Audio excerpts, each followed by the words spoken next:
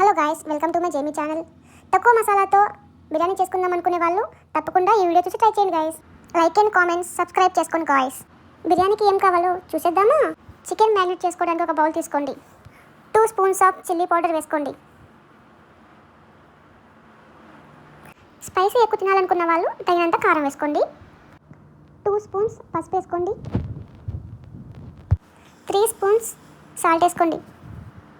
2 spoons chicken masala వేసుకోండి. 4-5 పచ్చిమిర్చిలు తీసుకొని cut చేసుకొని వేసుకోండి. తగినంత కొత్తిమీర వేసుకోండి. చికెన్ మ్యారినేట్ కోసం పెరిగేసుకోండి. గ్రేవీ ఎక్కువ రావాలనుకున్న వాళ్ళు ఎక్కువ పెరిగేసుకోండి. అరచెక్క నిమ్మరసం పిండుకోండి. 2-3 లవంగాలు వేసుకోండి. బిర్యానీ ఆకులు 2-3 వేసుకోండి. ధనియాల పౌడర్ 2 స్పూన్స్ వేసుకోండి.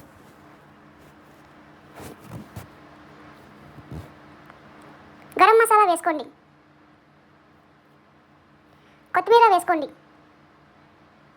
మ్యారినేట్ చేసుకోండి. మ్యారినేట్ అయిపోయిన తర్వాత 30 నిమిషాలు ఫ్రిడ్జ్లో పెట్టుకోండి. బిర్యానీ కోసం రైస్ తీసుకోండి. నేనైతే 4 కప్స్ తీసుకున్నాను. మీ ఇంట్లో ఎంతమంది ఉంటే అంత క్వాంటిటీ తీసుకోండి.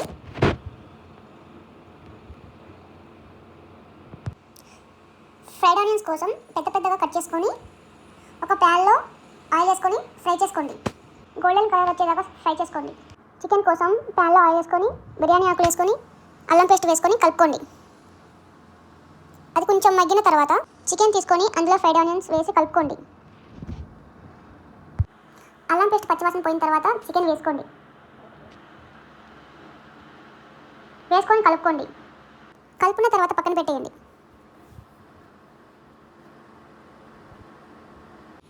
ఒక ప్యాన్ తీసుకోండి. అందులో ఆనియన్స్ వేసుకొని బిర్యానీ మసాలా వేసుకొని జింజర్ పేస్ట్ వేసుకొని కలుపుకోండి. తగినంత వాటర్ వేసుకొని మూత పెట్టేయండి. ఎసరొచ్చాక అందులో రైస్ వేసుకోండి. వేసుకున్న తర్వాత మూత పెట్టేయండి. చికెన్ ఉడికిన తర్వాత ఒక బౌల్లో సగం చికెన్ తీసుకొని పక్కన పెట్టేయండి. 70% రైస్ ఉడికిన తర్వాత చికెన్ పైన ఒక లేయర్గా వేసుకోండి. మిగిలిన చికెన్ని కూడా ఇంకొక లేయర్గా వేసుకోండి.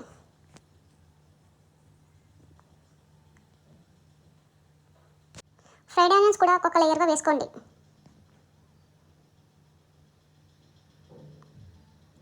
కొత్తిమీర చల్లుకోండి.